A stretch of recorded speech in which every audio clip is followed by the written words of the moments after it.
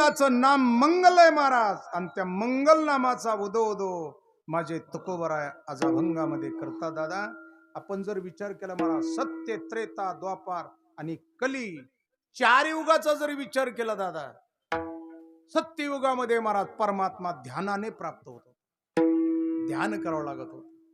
त्रेतामध्ये यज्ञ करावं लागत होता. द्वापार युगामध्ये भगवंताची पूजा करावं लागत होती. त्या युगामध्ये महाराज, कारण कसं असते प्रत्येक युगामध्ये किंवा प्रत्येक गोष्टीचं सीजन असते, सीजन, आणि सीजन मध्ये त्या गोष्टीला महाराज विशेष महत्व असते ना. आता सध्या काही लोकांचं सीजन आहे, जा विठाला विठाला,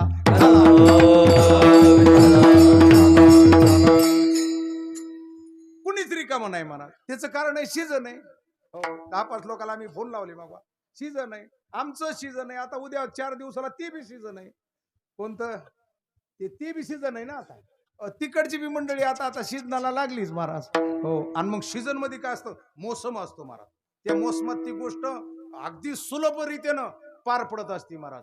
तसं महाराज आता सध्या हे कलियुग आहे, आणि कलियुगामध्ये काय झालं दादा, सध्या हे कलियुग असं युग आहे महाराज. हे संसारी लोकांसाठी वाईट आहे, पण पारमार्थिकासाठी चांगले बरं का. जरा अंडरलाईन करून ठेवा. पारमार्थिकासाठी कली चांगला आहे महाराज. संसारी लोकांकरता कली चांगला नाही. आता हे जे बाकीचे साधन आहेत ते सगळे साधन या युगामध्ये डेडबार झाले, एक्सपायर झाले. एका गावात श्रीमंत माणूस महाराज, 3 मुलं होते, आणि 2 वर्षापूर्वी एक अटॅक येऊन गेला, चांगला येऊन गेला. पुन्हा 2 वर्षानंतर दुसरा आला. पण पहिल्या वर्षी जे अटॅक आला होता त्यावेळेला मेडिकल मध्ये एक इंजेक्शन 10,000चं एक्स्ट्रा आलं होतं. म्हाताऱ्यानं पै करून संसार केलेला होता, ते इंजेक्शन जपून ठेवलं.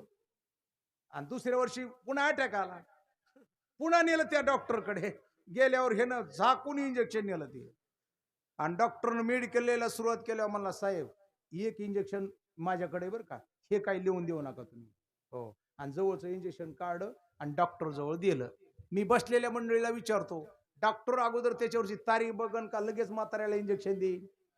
नाही, तुमचं काय मत आहे? हे पाठीमागं जरा बघू द्या मला. होय, काय म्हणेन डॉक्टर? अहो डॉक्टर तारीख बघन ना. आणि मग डॉक्टरनं सांगितलं, बाबा हे इंजेक्शन आता चालत नाही. काय? ती तारीख टळून गेलेली.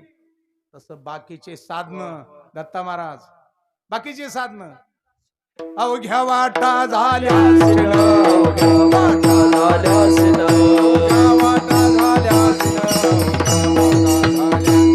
कली न घडे रे साधन, कली न घडे साधन,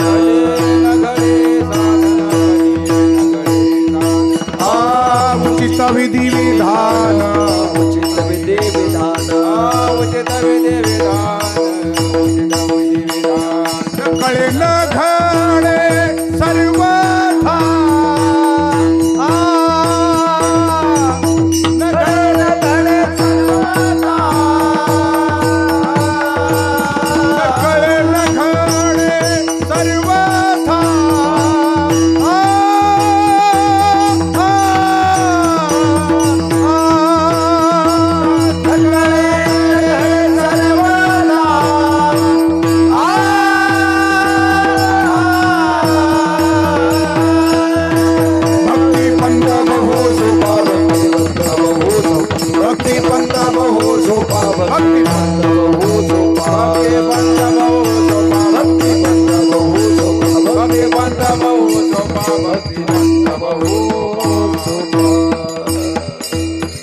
बाकीचे साधन सगळे महाराज आता सध्याच्या युगात चालत नाहीत.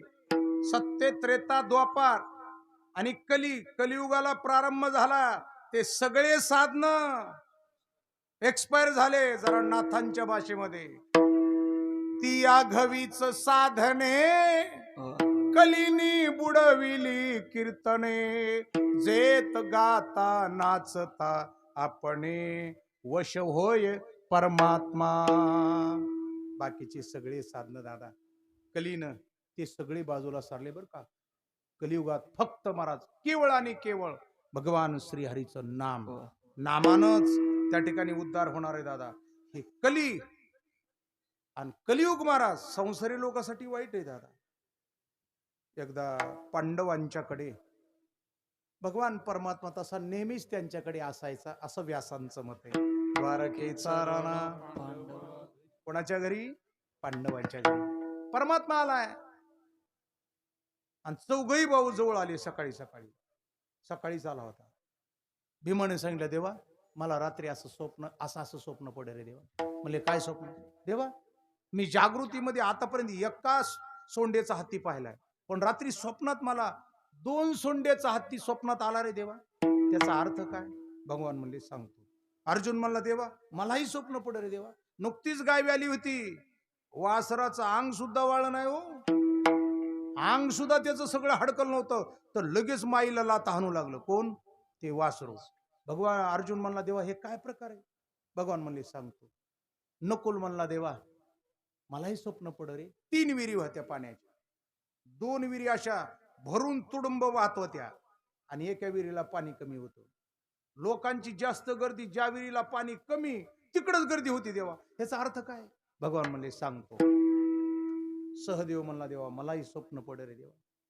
काय स्वप्न पड? देवा मोठ्या डोंगर पायथ्याशी एक गाव होतं रे देवा, आणि वरून जे एक असा मोठा टोळ आला देवा, आणि त्या पायथ्याच्या लोकांच्या घरावर पडणार, काही माणसं एक्सपायर होणार. इतक्यामध्ये महाराज एक झुडूप, एक झाड, त्या झाडाला ते टोळ तटला देवा. हे नेमकं ह्याच्यातला आशय काय मला सांग ना. भगवान म्हणले सांगतो ऐका. भीमा तू काय म्हणलास? भीम म्हणला, देवा मला रात्री माझ्या स्वप्नामध्ये 2 सोंडेचा हाती आला. 2 सोंडेचा हाती पाहिलाय का? नाही महाराज, स्वप्नात आलता. भगवान म्हणले ठीक आहे. ऐक म्हणले भीमा, आता कलियुगाला प्रारंभ होणार आहे. माणसं सकाळून म्हणते मी असं करतो, आणि दुपारून म्हणते मी म्हणलोच नाही. हो, म्हणजे माणसं सकाळी 11 वाजता म्हणते तुम्ही म्हणता तसं आपण सप्त्यात करू, आणि दुपारून लगेच पुन्हा ते माणसं म्हणते मी तुम्हाला म्हणलोच नाही. म्हणजे ही कलियुगातली क्वालिटी. माणसं जबान बदलीत महाराज. पूर्वी माणसं जबान बदलीत नव्हते. अर्थात माणसं जबान बदलीत. 2 सोंड्याचा हत्तीचा जो अर्थ आहे, अर्थात सकाळी माणसं एक बोलतील, दुपारी एक बोलतील. हो, नाहीतरी महाराज आता तसंच होणार आहे. गाडी एकाची. ते आता कार्यक्रमच चालू झाला ना, आमचा संपला कार्यक्रम ते आता अचानक, आता तुमच्याकडे चालू होईल. हो, माणसं एक बोलतेन आणि एक करतेन. 2 सोंडेचा जो अर्थ आहे तो माणसं एक बोलतेन आणि एक करतेन. अर्जुनानं विचारलं होतं, अर्जुना देवा अरे ते गाय नुकतीच व्याली आणि वासराचं अंग सुद्धा वाळलं नव्हतं, आणि ते वासरू गाईला लाथा मारू लागलं. भगवान म्हणले कलियुगात असंच होणार आहे ना. हो, 2 हाताचे 4 हात झाले. हो, की संपलं रे दादा घरातल्या माणसाचं. हो, काही नाही रे दादा, कोण आई वडील नाही, कुणी नाही, काही नाही. असं कलियुगात हे घडणार आहे, असं भगवान 5000 वर्षापूर्वी पांडवाला बोलतात. दादा तेच चाललंय आता. प्रत्येकाच्या समोर उदाहरण आहे. त्याच्यानंतर महाराज नकुल म्हणतो, देवा 3 विहिरी पाहिल्या रे. 2 विहिरी अशा तुडून भरलेल्या होत्या, आणि 1 विहिरीला पाणी कमी होतं, पण कमी ज्या विहिरीला पाणी होतं तिकडेच लोक धावू लागले. 2 विहिरीला काय गेले नाहीत. भगवंताने सांगितलं नकुला, कलियुगात लोक सात्विक कार्याला, श्रीमंत लोक पुढे येणार नाहीत. हो, गरीब लोक धर्माच्या कार्यासाठी पुढे येतील. ज्या विहिरीला पाणी नाही त्याचा अर्थ असा होईल कलियुगामध्ये. आणि सहदेवाने जे स्वप्न सांगितलं, देवा मोठाची मोठा जो दगड खाली येऊ लागला, आणि डोंगराच्या पायथ्याशी लोकांचा जीव जाणार इतक्यात एक झुडूप आलं, आणि त्या झुडपाला ते दगड तटला, त्याच्यामुळे लोकांचं जीवदान वाचलं. देवा त्याचा अर्थ काय? भगवान म्हणले कलियुगामध्ये एखाद्या गावामध्ये नाम सप्ताह गावाला तारीन, एखादा सज्जन गावाला तारीन, एखादी पतिव्रता माऊली गावाला तारीन दादा. हो, म्हणून आपल्याकडे पतिव्रतेला खूप मोठं स्थान आहे दादा. हो, सज्जनालाही स्थान आहे. हो, सज्जन माणूस गावात असावा महाराज. अरे एक असा काळ होता दादा, आमच्या माय माऊल्या पूर्वीच्या काळात जर बाळंतीण होताना जर अडवल्या, तर गावातल्या सज्जनाच्या करदुड्याचं पाणी त्यांना पाजल्या जात होतं, आणि माय माऊली 0 मिनिटात प्रसूत व्हायची महाराज. असा काळ होता महाराज. हो, आणि म्हणून कलियुगात दादा एखादा सज्जन, एखादा पतिव्रता दादा आपल्या गावाला तारीन दादा.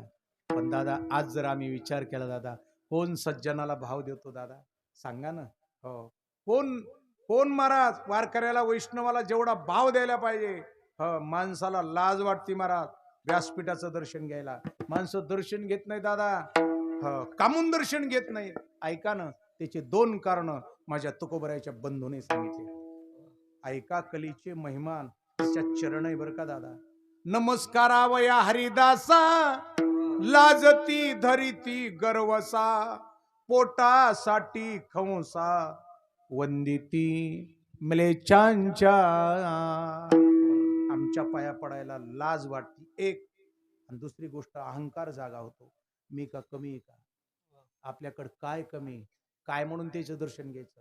आणि तेच तुकोबारायचे बंधू म्हणतात व्यवहारात जरी ह्याचं एखाद्या मुस्लिमाशी काम पडलं तर वंदिती म्लेच्छांच्या विठाला विठाला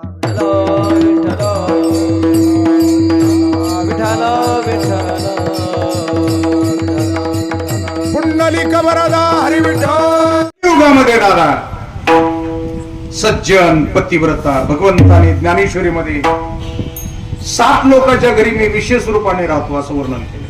त्याच्या सज्जनाचा नंबर आहे आणि पतिव्रतेचा सुद्धा नंबर आहे दादा. पतिव्रता गाव तारू शकते.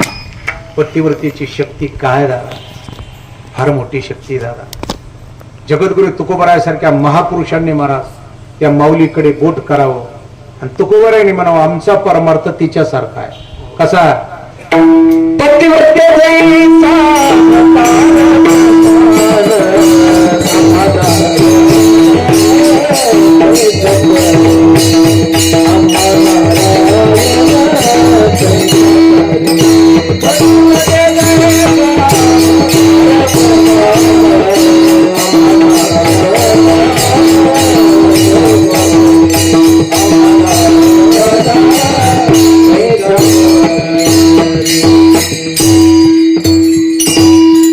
पतिव्रते जैसा भ्रतार प्रमाण आम्हा नारायण तैशा परी. पतिव्रता प्राणेश्वरी आणि सती असे 3 पार्ट आले बरं का शास्त्रामध्ये. पतिव्रता प्राणेश्वरी आणि सती तिघींचा अधिकार सारखा आहे बरं का. जिच्याकडे 6 अंग असतात तिला पतिव्रता म्हणतात. कार्येषु मंत्री कर्णेषु दासी भोज्येषु माता शयनेषु रम्मा धर्मानुकूला मया धरित्री. 6 गुण जिच्याकडे तिला पतिव्रता म्हणतात. प्राणेश्वरी हो, मालकाची वार्ता ऐकल्याबरोबरच महाराज जी आपल्या इहलोकातली यात्रा संपवते तिला प्राणेश्वरी म्हणतात. या महाराष्ट्रामध्ये अशा पतिव्रता प्राणेश्वरी माऊली होऊन गेल्या दादा. या महाराष्ट्रामध्ये आपण ज्या महाराष्ट्रात राहतो ना, हो म्हणून फार तुमची मोठी शक्ती आई, फार मोठी शक्ती याच महाराष्ट्रामध्ये. ज्या महाराष्ट्राला भगवान परमात्म्याने खास घराणी दिली असते त्याच्यामध्ये देगलूरकर घराणा. प्रातस्मरणे गुरुनाम गुरु दुन्ना महाराज देगलूरकर हे गेले महाराज. आणि गेल्यानंतर सर्व फडकरी पंढरीचे सगळे एका जागा आले मठामध्ये आणि सर्वानुमती ठरवलं आईसाहेबाला कळू द्यायचं नाही. आईसाहेबाला कळू द्यायचं नाही सर्वांनी सांगितलं. आणि पापा महाराज हे सगळे चैतन्य महाराजाचे वडील सगळ्यांनी होकार दिला, काही अडचण नाही. पण दुपारी 2 वाजता एक सेवक त्यांचं जीवन घेऊन गेला त्यांच्या रूममध्ये, दोन्ना महाराजांच्या पत्नीच्या रूममध्ये. त्यावेळेला नुसता जवळ जाऊन उभा राहिलो, तो हातामध्ये ताट आहे. आईसाहेब म्हणतात अरे राजा आज तू बोलत नाहीस, काय झालंय? असं म्हटल्याबरोबर महाराज त्याचे हात थरथर कापले आणि ताट खाली पडलं. ताट खाली पडल्याबरोबर तो रडू लागला. सांगितलं सत्य सांग मला काय झालं. आणि मग त्यानं सांगितलं आई आपले महाराज देवाच्या घरी गेले. एवढे शब्द कानावर पडे आईसाहेबांच्या. आणि त्यालाच सांगितलं एक काम करतो आता, तिकडच्या माझ्या घरातलं पंचपाळ घेऊन ये. पंचपाळ आणलं, समोर पंचपाळ ठेवले, पदर सावरला महाराज. ते कुंकवाचं बोट आपल्या कपाळाला लावलं, विटेवरच्या पांडुरंग परमात्म्याला नमस्कार केला. आणि आपल्या मालकाला नमस्कार केला. दोंडा महाराजा आईसाहेब म्हणतात, मालक येते मी तुमच्या माग, तुम्ही पुढं व्हा. दुपारी 4 वाजता दादा आईने देह ठेवला आणि या महाराष्ट्रामध्ये पंढरीच्या वाळवंटामध्ये एका सरणामध्ये दोघाला अंतविधी देण्यात आला. ही ताकद आमच्या महाराष्ट्रातल्या पतिव्रतीमध्ये महाराज. म्हणून दादा या कलियुगामध्ये एखाद्या गावात परिसरात एखाद्या पतिव्रतीच्या पुण्याने मला तो परिसर तरू शकतो, सज्जनाने त्या ठिकाणी मला तो परिसर ते गाव तरू शकतो. आणि त्याच गावातील एखादा सज्जन जर मला गावाच्या बाहेर गेला असेल किंवा लोकांनी त्रास दिला असेल, दादा गाव संपायला वेळ लागत नाही. दादा हस्तिनापुरातून विदुर काका गेले, हस्तिनापूर संपलं, लंकेतून बिभीषण इकडे आला, लंकेत अग्निच निर्माण झाला. दादा म्हणून सज्जनाचं संरक्षण करावं, त्याच्या पाठीशी आपण राहू महाराज, त्याचा सांभाळ करावा त्या ठिकाणी. म्हणून आमच्या कलियुगामध्ये महाराज सती, पतिव्रता, प्राणेश्वरी हे विशेष एक प्रकारची शक्ती, दिव्य शक्ती वारकरी संप्रदायाने महाराज ही शक्ती स्वीकारली बरं का दादा. आणि म्हणून आपणही ती शक्ती स्वीकारली पाहिजे. चौघाही भावाला भगवंताने सांगितलं, दादा आता कलियुगाला प्रारंभ होणार आहे आणि कलियुगामध्ये असं होणार आहे त्यावेळेला महाराज साधू संतांना सुद्धा विचार पडा काय करावं महाराज. कारण कलियुगातल्या लोकांची क्वालिटी कशी राहणार आहे हे तुकोबरायने नाटाच्या अभंगात वर्णन केले महाराज. अल्पभाव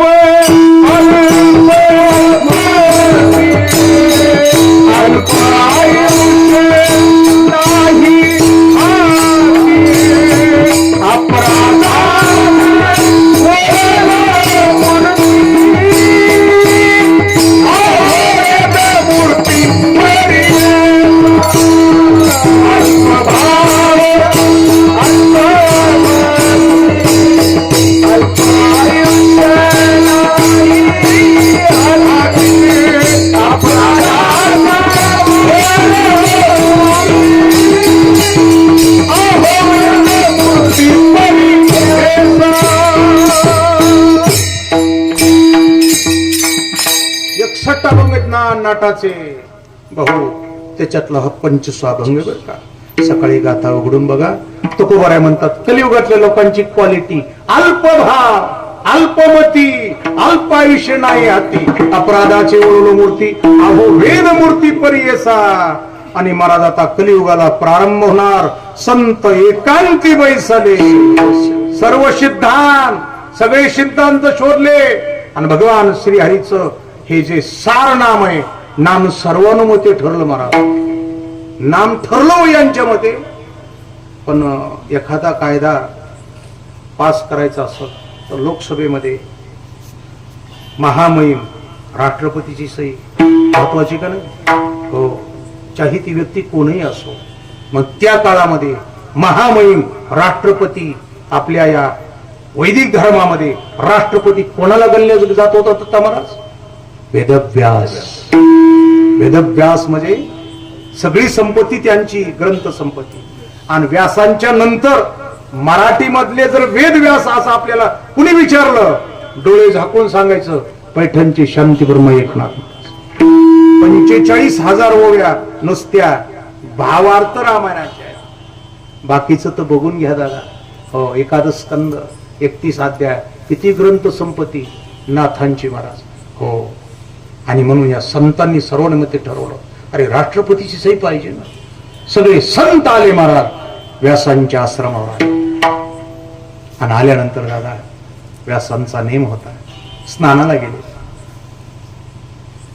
आपण बी स्नान केलं पाहिजे बरं. आपण शक्यतो आंघोळच करतो महाराज, आंघोळ वेगळी आणि स्नान वेगळे बरं का. पत्नी वेगळी आणि बायको वेगळी हो. तुम्ही म्हणता महाराज हे गांजाचा तर प्रकार नाही, कसला काहीच प्रकार नाही बरं का. हे तुम्हाला म्हणजे वस्तुस्थिती सांगलो. आंघोळ घरी केल्या जाते, स्नान तीर्थाला केल्या जातं आणि स्नानामध्ये संकल्प स्नानाचा विधी महाराज. आता हे आम्ही निष्ठा हे वारकरी सगळे पंढरीला येणारे आपल्या चंद्रभागेमध्ये स्नान करायला आपण जातो. चंद्रभागेमध्ये प्रवेश करण्यापासून शास्त्र या नाही, चंद्रभागेमध्ये माणसानं कसा प्रवेश करावा, माणसासारखा करावा का म्हशीसारखा करावा? आपण कसा करतो? आपला म्हशीसारखाच प्रवेश आहे ना आपला, तसा नाही. हो, थोडस काटावर थांबावं दत्ता महाराज, नमस्कार करावा त्रिवार तिला, आणि मध्ये गेल्यानंतर शास्त्रे स्नान हे डोक्याकडून असतं, आंघोळ पायाकडून असते. रघुनाथ महाराज शास्त्र आहे. हो, हे महिन्याचे वारकरी दादा, तुम्ही आंघोळीला सकाळी बसताना डोक्यावर पाणी कधीच घ्यायचं नाही अगोदर. कुठून सुरुवात करायची बाळासाहेब महाराज? पायाकडून. आणि स्नानाला गेला तीर्थाला तर महाराज तिथं डोक्याकडून सुरुवात करायची. ते बी 3च बुड्या मारायच्या बरं का, चौथी बुडी सुद्धा मारायची नाही. हो, हे चांगल्याच्या पंक्तीला बसल्यावर हे कळत असते.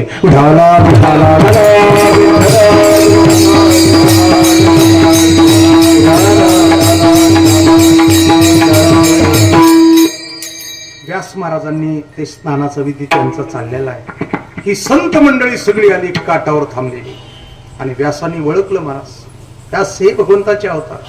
व्यासांना कळालं ही मंडळी माझ्याकडे कशाला आलेली. व्यासांनी महाराज त्यांना आवाज जाईल अशा आवाजामध्ये ते गंगेचं पाणी घेतलंय, आणि व्यास महाराज संकल्प सोडायले गंगेतच. कली धन्य हा, नारी धन्य हा, शूद्र धन्य हा. तिघाच्या नावानं व्यासांनी मोठ्याने उदो केला, आणि व्यास महाराज बाहेर आले. आल्यानंतर हे वाटच बघू लागले. हे सगळे आलेले म्हणले ते महाराज ते आपलं, आणि ते म्हणले तुमचं मग बस सांगितलं ना मी. हो, आता काय राहिलंय? काही माणसाला लेट करंट असतो महाराज, आणि काही मोबाईल टावर खाली सुद्धा रेंज नसते. हो, असे बरेच मोबाईल कीर्तनात असतात. हो, की ते 11च्या पुढे त्याला रेंज येते. नारदानं आपलं व्यासाने सांगितलं तुमचं काय म्हणणे, म्हणले व्यास महाराज असं आम्ही थोडस हे असं नाम भगवंताचं ही साधना कलियुगात श्रेष्ठ ठरवण्यासाठी आम्ही तुमच्याकडे आलो, आणि ते तुमचा शिक्कामोर्तब आम्हाला पाहिजे. राष्ट्रपती महामहिम तुमचा एकदा शिक्का त्याच्यावर पडला, झाला कार्यक्रम आमचा. आणि ते म्हणले दिला ना शिक्का, अरे कली धन्य हा, नारी धन्य हा, शूद्र धन्य हा. अर्थात व्यासांनी सुद्धा महाराज कलियुगातल्या लोकांसाठी नाम साधनेला शिक्कामोर्तब केला, आणि तो शिक्कामोर्तब व्यासांचा पुरावा भेटला कोणाला? माझ्या तुकोबरायला. आणि ते तुकोबराय अभंगाच्या पहिल्या चरणात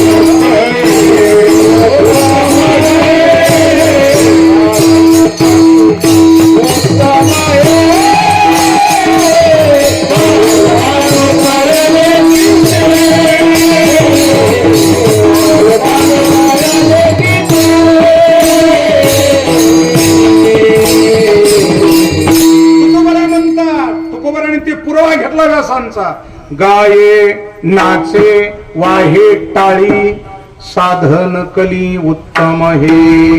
कलियुगामध्ये हे साधन उत्तम आहे महाराज. गाये नाचे वाहे टाळी. वारकरी संप्रदायामध्ये भगवंताला गायल्या जातो. जो परमात्मा स्तुतीला शास्त्राला सापडा नाही, तुकोबराय म्हणतात तो गायनाने आम्हाला सापडा. तुका म्हणे नाही श्रुती आतुड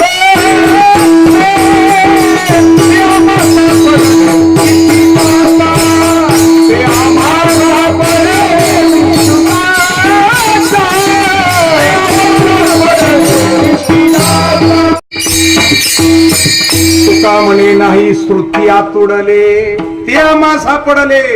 गीती गाता श्रुतीला शास्त्राला त्यांना अजून जवळ गेलं नाही महाराज. कुणी देवानं, पण तो महाराज गायनानं तो आकाळल्या जातो. म्हणून तर महाराज ही सगळी इशारद मंडळी, संप्रदायाला ही पोषक मंडळी. आता आमचे मृदंग वादक शंकर महाराज सुंदर प्रकारे मृदंग वाजवतात. या मंडळीची गरज आहे संप्रदायाला. दत्ता महाराज आहे, रघुनाथ महाराज, संतोष महाराज, ही सगळी मंडळी कामून यांचा सह्यास करायचा महाराज. आणि एक शास्त्रीय दादा ऐका, जगाच्या पाठीवर वैष्णवच फक्त गातो, नाचतो आणि उड्या मारतो. वैष्णवाला जर बाजूला सोड दादा, चित्रपटातला नट असतो तो नुसतं नाचतो गातो का? गाणारा वेगळा आहे, फक्त तो उड्या मारतो, नाचतो महाराज. पण आमच्या वारकरी वैष्णव असे ते गातात बी, नाचतात बी आणि उड्या सुद्धा मारतात. गायनाचे मुने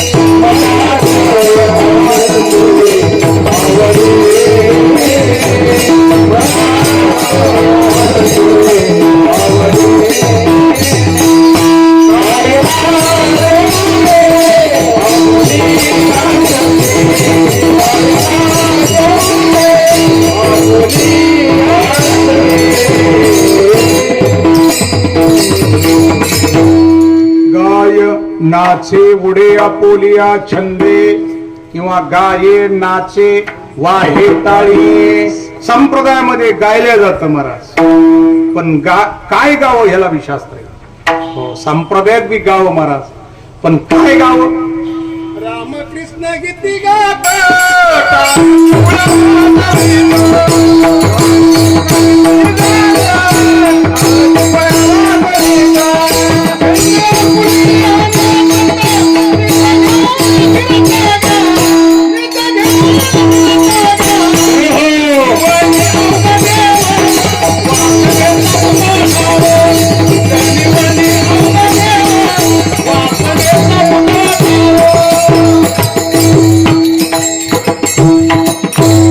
रामकृष्ण गीती गात, टाळ चिपुळ्या वाजवीत, छंद आपुल्या नाचत, निज घेऊन फिरत गा, जनी वनी अवघा देव वासनेचा पुसावा ठा.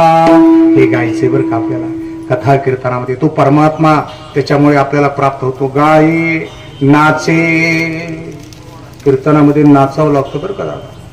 संप्रदायात पूर्वी आमचे संप्रदायाचे आधेर्यू कीर्तनाचार्य 700 वर्षापूर्वी नाचो कीर्तनाचे नामदेव आहे. ज्ञानदीप, हो, कीर्तनात नाचावं, भजनात नाचावं, आपलं सर्वस्व देवाला अर्पण करावं. अहो हे तर सोडून द्यावं. राजस्थानच्या राजाची कन्या हा मीराबाईनं नाचावं महाराज, एकांतात एक तारी घ्यावी, हो, आणि भगवंताला महाराज त्याचं भजन गावं. किती भजन गावं दादा, किती भजन. हरि गुण गावत नाचूंगी, हरि गुण गावत नाचूंगी, अपने मंदिर में बैठ बैठ कर गीता भागवत वाचूंगी, हरि गुण गावत नाचूंगी, ज्ञान ध्यान गठड़ी बांध कर हरि हर संग में लागूंगी, मीरा कहे प्रभु गिरिधर नागर. मीराबाईने नाचावं महाराज. राजकन्या होती दादा, भक्तीचं तेज, तारुण्याचं तेज दादा. अरे सर्वण त्यांच्याकडे जो कामाला होता ना तो फिदा झाला एके दिवशी माझ्या ताईचं रूप पाहून. घरी गेला आणि अंतरूनच पडला महाराज. जेवण नाही, पाणी नाही. आई म्हणते, बाळा आज कामावरून आल्यापासून काय झालं रे तुला? आणि त्यानं पुन्हा सांगितलं, आई मी राजवाड्यात गेलो होतो, त्या मीराला पाहिलं मी आणि ठरवलंय मी आता लग्न करीन. आईनं तोंडावर हात ठेवला, राजा काय बोलतोस? हे ज्यांचं रूप महाराज, पण सर्वस्व आपलं देवाला अर्पण करू. म्हणून कीर्तनात भजनात माणसानं कधी लाज घरी जाऊन या, टाळी वाजवली पाहिजे, नाचलं पाहिजे आणि इथं आलं पाहिजे दादा. हो, इथं परमार्थात असं पुढं आलं पाहिजे, शिवाचा वाटा आला पाहिजे. वारकरी संप्रदायामध्ये जगद्गुरु तुकोबाराय म्हणतात, गाये नाचे वाहे टाळी. संप्रदायामध्ये टाळी मारा. टाळ आणि टाळी ही संप्रदायात प्रधान साधन आहे. एक गौण साधन आहे शास्त्रात भाऊ, आणि दुसरं प्रधान आहे. जे गौण आहे त्याला प्रधान करू नये आणि जे प्रधान आहे त्याला गौण करू नये. टाळी ही प्रधान आहे महाराज. अगोदर टाळी. शंकर महाराज मला जे गुरुमुखातून बोल झाले, अगोदर टाळी का मृदंग? टाळी. दत्त महाराज गायन शास्त्रामध्ये अगोदर टाळी. अहो टाळीच आहे अगोदर. म्हणून टाळी वाजवण्यासाठी टाळाटाळी करू नये बरं का. पण टाळी वाजवलीच पाहिजे दादा. टाळी आणि टाळ यांचं थोडस असं घनिष्ठ संबंध आहे महाराज. त्या एका गावात सप्ताहाची मीटिंग भरली आणि सगळे टाळ गावातले एकत्रित आले. टाळ बरं का बाबा, टाळ कळालं ना. आणि गाव मीटिंगला बसलं. 28 वर्ष या वर्षी सगळे टाळ एकत्रित आले. एक टाळ उठून उभा राहिला आणि म्हणला, या वर्षी 28 वर्षातील सप्ताहातील महाप्रसादाची पंगत आपल्याकडे. पण त्याचं घर जवळच होतं महाराज. खिडकीतून टाळीनं ह्याच्याकडे बघितली आणि टाळीनं सांगितलं, पंगत घ्यायची नाही, पंगत कॅन्सल. आणि त्यानं पंगत कॅन्सल केली ना महाराज. टाळ हो म्हणला होता हो, पण ते टाळीमुळे कॅन्सल झालं दादा. टाळी आमच्या संप्रदायामध्ये फार प्रधान आहे दादा. टाळी वाजवली पाहिजे दादा. पूर्वीपासून आहे दादा. हो, टाळी वाजवली पाहिजे. विचारा चोखोबरायला. चोखोबराय काय म्हणतात? टाळी वाजवावी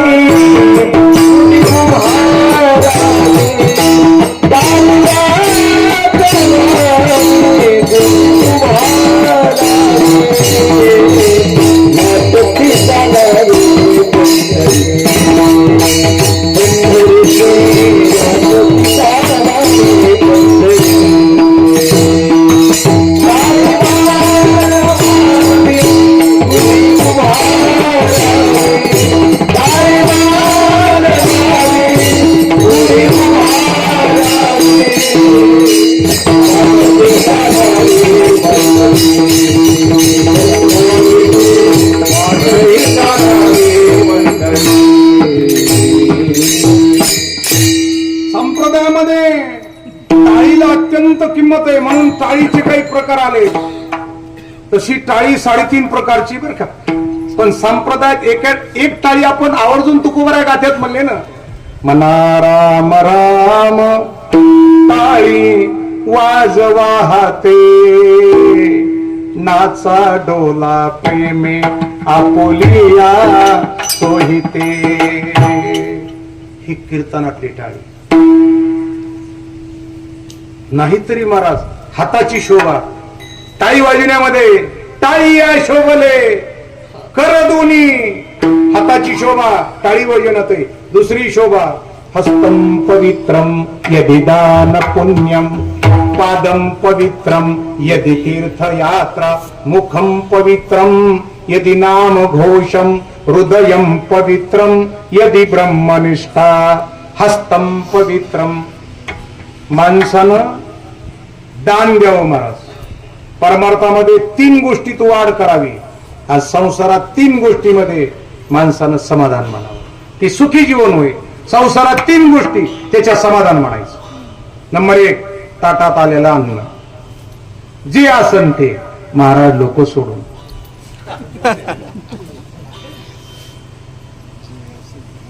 त्याचे समाधान म्हणायचं. नमस्कार करायचं. ज्यांनी ताट आणलं. कोण ताट आणतं? आपण ग्रस्ती माणसे आपले घरचे ताट आणतात. त्यांच्याबद्दल तक्रार करायची नाही.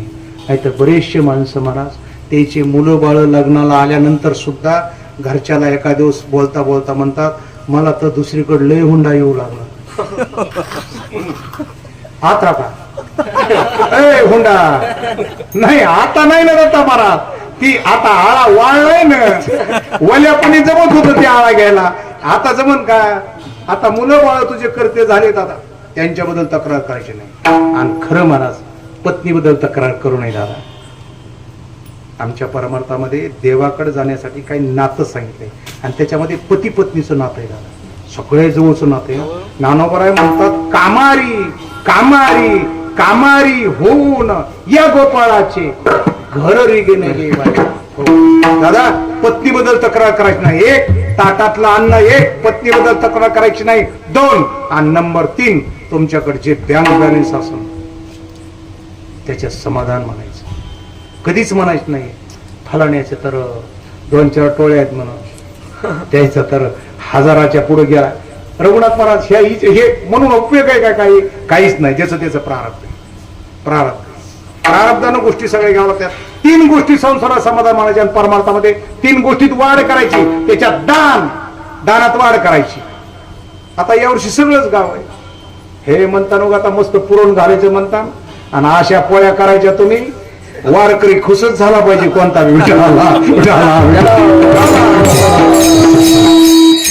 पण पोळ्या कळाल्या खायला दत्ता महाराज यंदा खुशच सगळा मामला, अख्खं गाव आहे महाराज. आणि का असं बरं गावाच्या मनात आल्या रघुनाथ महाराज काही होऊ शकतं महाराज, राव काही करू शकत नाही पण गाव करू शकतो. हो म्हणून दानात वाढ करायची, जपात वाढ करायची, जपात एक वाढ करायची. हे आपण जप जपतो ना सकाळी, हो किती माळी जपतात ज्याचे ते आकारानं. आणि जपत असताना एक पथ्य मात्र सांभाळायचं. बाळासाहेब जी माळ आपल्या हातात घेतली ती माळ जपत असताना तुमच्याकडे तुमच्या तोंडात 6 अक्षरी मंत्र असन, 3 अक्षरी असन, 12 अक्षरी असन, 32 अक्षरी मंत्र असन, हे सगळे मंत्र आहेत बरं का. हो तुम्हाला तुमच्या गुरुमुखातून तुम्हाला जे मंत्र प्राप्त झालाय ते मंत्र म्हणत असताना ते पूर्ण मंत्र होईपर्यंत दुसऱ्या मनाला स्पर्शच झाला नाही पाहिजे. नाही तर बऱ्याचशा वेळा दत्ता महाराज एक मंत्राचा आवडतो नसतो 32 मणी मागत होते. आणि कशी तरी माळ एक जपली की झाला रे बाबा आपला जप. नाही तुला सांगितलं कोणी करायचा, तू करूच नको ना जप. कुणी सांगितलं आपला जप करायचा? अजिबात नाही. शांत चित्ताने 5 माळी जपायचे ते एकच माळ म्हणा आणि शांत चित्ताने अगदी मग परमार्थात गोंधळ चालत नाही. हो नाही चालत दादा. आणि ते निका परमार्थ आहे दादा. लोणकडे सकाळी तुम्ही स्नान करून 12 ठिकाणी गंध लावून जर असं बसलात तुमच्या घरी शांत चित्तानं आणि एक माळ तुम्ही अशी जपली दादा, दिवसाचं लोणकड तुप आहे दादा. हो आमचं कीर्तन करून आम्हाला जे प्राप्त होणार नाही ते तुमच्या एका माळीने तुम्हाला प्राप्त.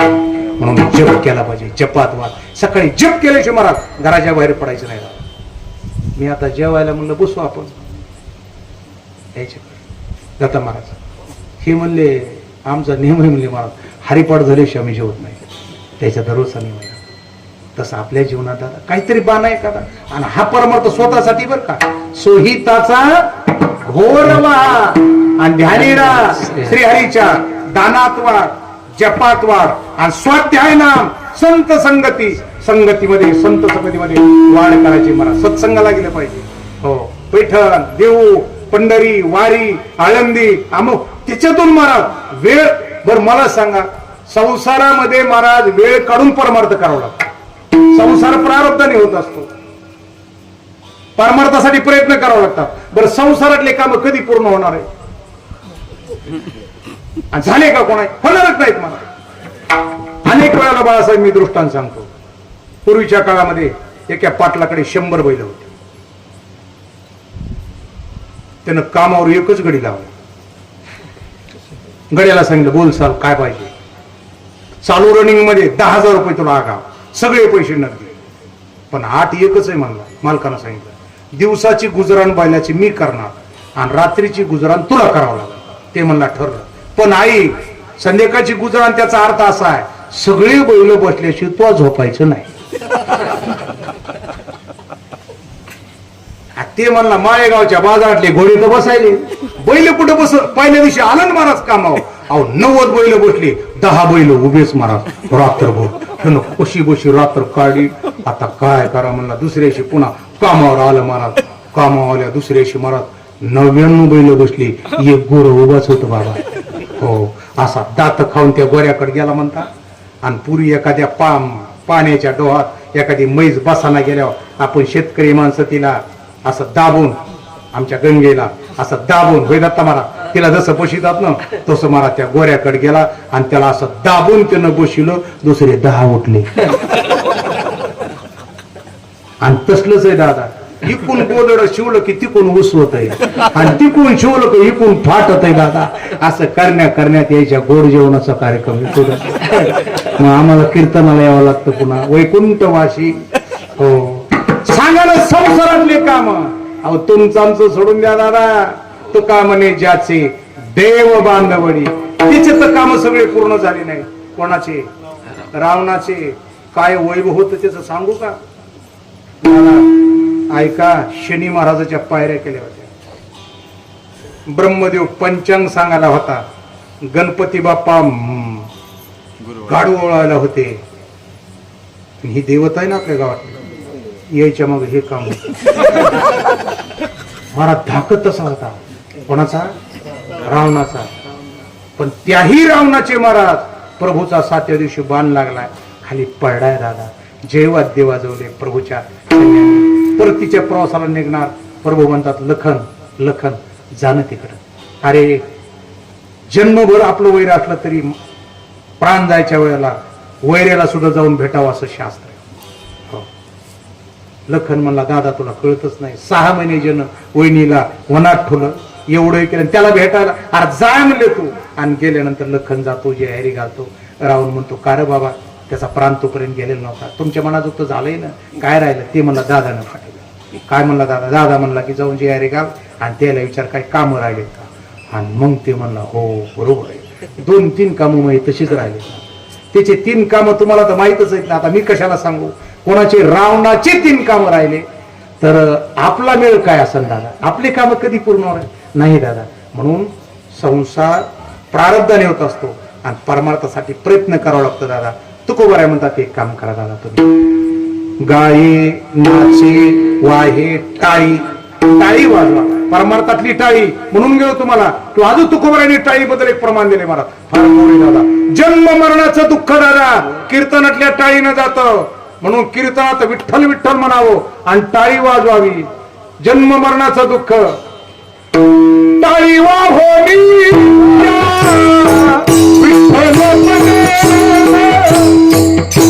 टाळी वाजवावी.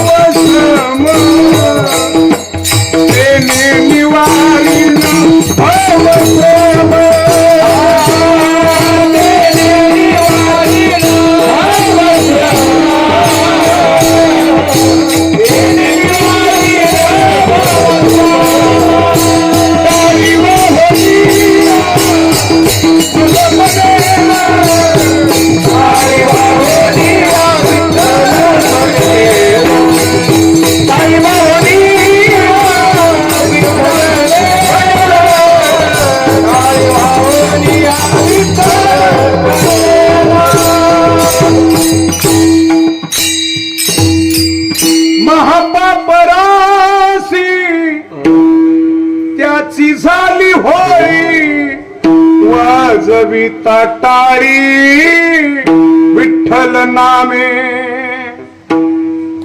म्हणून आषाढी एकादशीला पंढरीला जर आला 6 वाजता माझ्या पांडुरंगाच्या नामदेवरायाच्या समोर उभा राहिलात. हजारो जीव मला टाळी वाजवतात. काय टाळीचा आवाज असतो दादा पंढरीमध्ये दादा. आषाढी एकादशीला आलं पाहिजे कधी. ह्या डोळ्यानं मला ती टाळी बघितली पाहिजे. म्हणून आमच्या वारकरी संप्रदायामध्ये टाळी ही प्रधान आहे दादा. ही परमार्थातली टाळी आहे. व्यवहारातल्या काही टाळ्या. श्रीमंताची ताई महाराज 11 लाख रुपये देऊन लग्न केले. मंगलाष्टक शेवटची झाल्यानंतर आपण सगळे टाळी वाजवतो. महाराष्ट्र केसरी पैलवान आहे, तुमच्याच भूमी ज्यांनी जन्म घेतला, वैकुंठवासी महाराज. केवढी तरी पैलवान आपल्या गावाला होऊन गेले दादा. माझ्या लहानपणी तुमच्या सुलत्यांची कुस्ती पाहिली बरं का मी, शंकररावाची. कारण हे जवळचं गाव, मी बोललो मागच्या वेळा, ते आमचं आजूळ गाव होतं, हे जवळचं तुमच्यावरचं गाव. पण त्या मामासोबत आम्ही यायचं इथं. ते काय माणसं महाराज, शहासारखे माणसं होऊन गेले. तसली कुस्ती झाल्यावर माणसं अगोदर बोला ना, टाळीच दादा, ही टाळी दादा. हो, अजून काही टाळ्या आहेत त्या रेल्वे स्टेशनवर असत्यात. आता तर गतिरोधक सुद्धा आल्या, आता तर इथं आलं बरं का. क्या बात आहे दादा, असल्या टाळ्या एकदा बाळासाहेब मनमाडला आलो मी तिकडून कार्यक्रम करून, आणि ज्या डब्यात बसलो महाराज टोळकच आलं माझ्याकडे. रघुनाथ महाराज दिवसभर अन्न भेटलं नाही मला, संध्याकाळी कीर्तन संपल्यावरच अन्न भेटलं दादा. आता तर आम्ही पंढरीला जातो, प्रत्येक गतिरोधकला महाराज. ही टाळी अर्थात दादा, या टाळ्या आहेत, पण प्रधान टाळी भगवंताचं नाम आपण घ्यायचं. तुकोबर आहे म्हणतात, एक काम करा, गाये नाचे वाहे टाळी साधन कली उत्तम हे. पण तुकोबर आहे, सगळं खरं आहे हो, पण किती लोकांचा उद्धार झाला सांगा ना. तुकोबर आहे, कानावर हात ठेवले, दुसरं चरण अभंगाचं. काय जाणो तरले किती,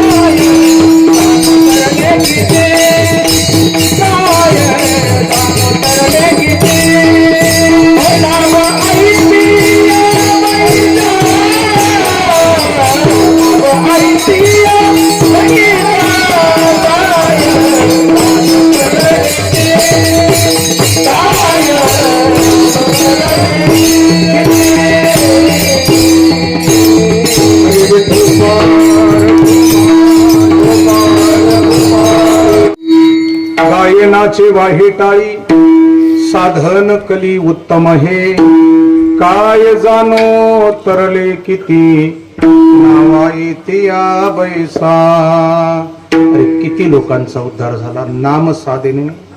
तरले तरती हा भरवसा नामधारकाचा ठसा.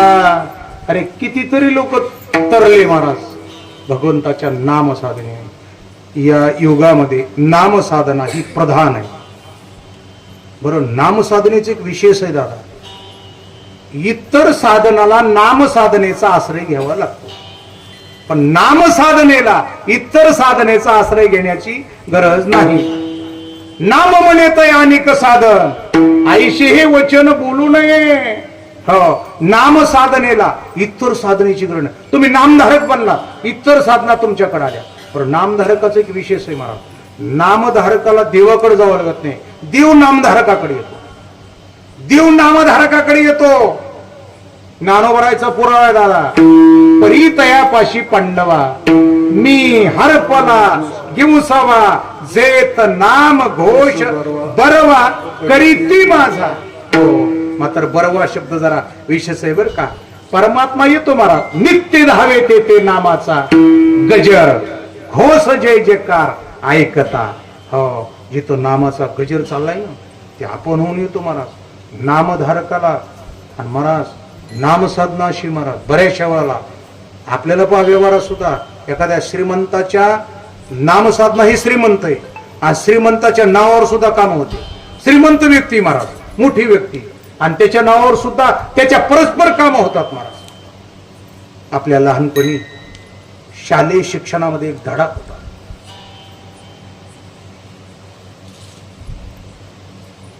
भोजराजा आणि कवी कालिदास एवढं दोघांचं ऐक्य महाराज. कधीच महाराज दोघांचं ऐक्य नेहमी राहायचं, पण एकदा खटकतच असते. सारखा काळ कधीच नसतो बरं का दादा. कोणाचाच काळ सारखा राहत नसतो, त्याच्यात बदल होतच असतो. कोणाचा बी महाराज, लवणाचं उमट, उमटाचं लवण, पुन्हा वडा, नाला, नाला, सगळे ते कार्यक्रम होतच असतो. ते मग ते दोघाचं झालं तर महाराज ते निघून गेले ना रसून. कोण? कालिदास निघून गेला. आता भोजराजा चिंता करू लागला, अरे अरे कसं करायचं आता, आपला विद्वान निघून गेला. माणसाचं अतिपरिचयामध्ये अति अवज्ञा असते, माणूस गेल्यानंतर माणसाची किंमत कळत असते. राजा चिंता करू लागला. निघाला रस्त्यानं दुसऱ्याशी राजा, चेहरा पडेलाय. माणसाचा चेहरा सांगतो ना महाराज काय चाललंय म्हणून. हो, चेहऱ्यावरच कळते सगळ्या गोष्टी.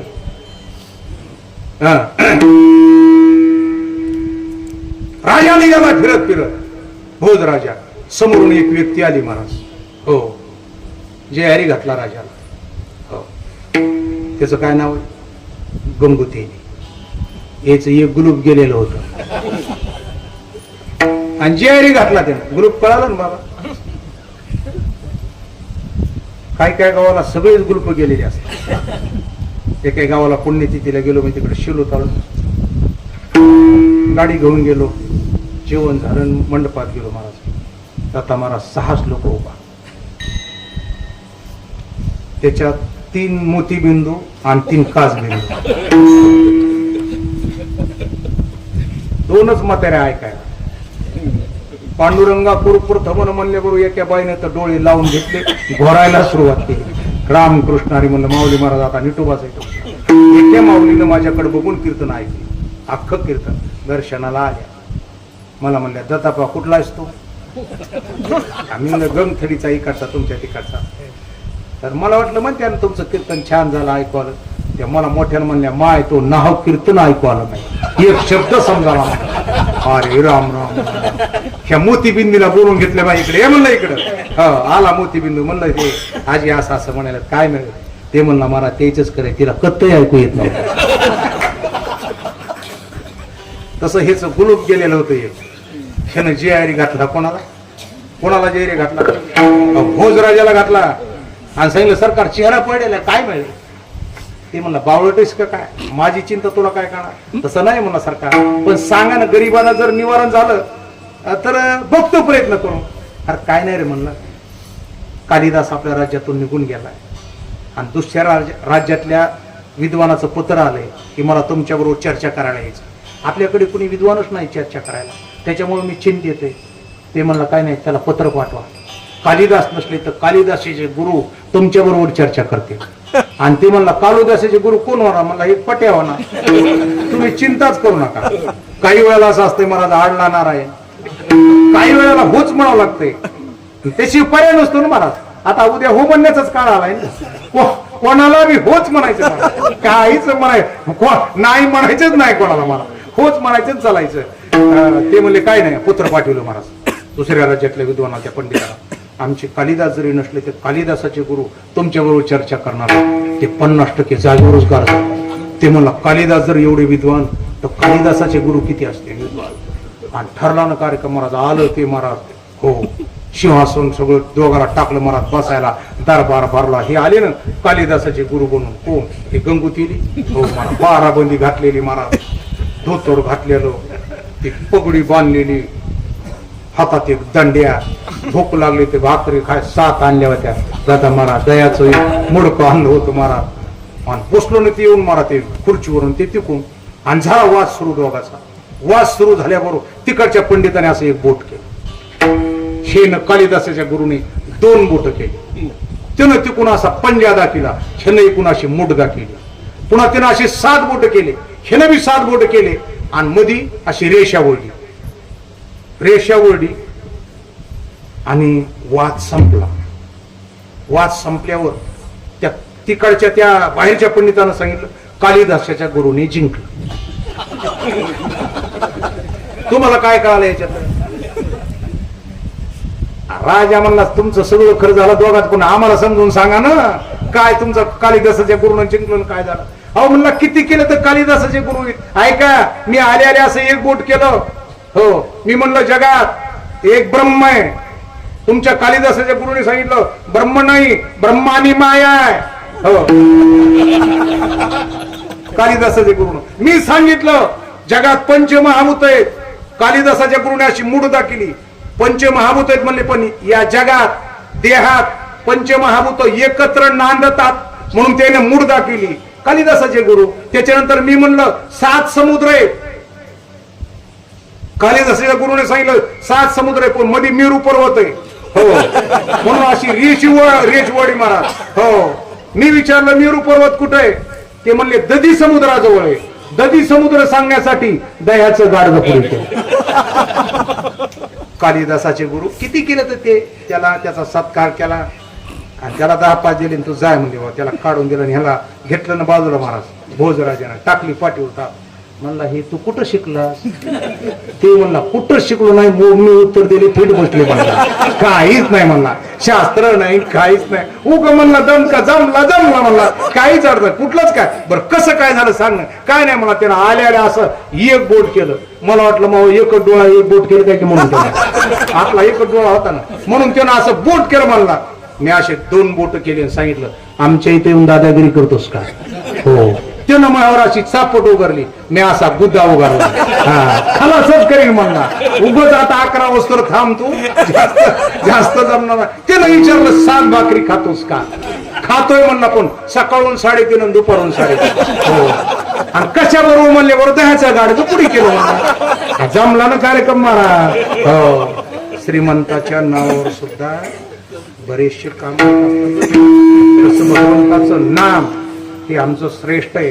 तुका म्हणे आईसा आहे श्रेष्ठाच्या आणि नाम हेची सार. विठोबाचे भगवंताचं नाम श्रेष्ठ आहे.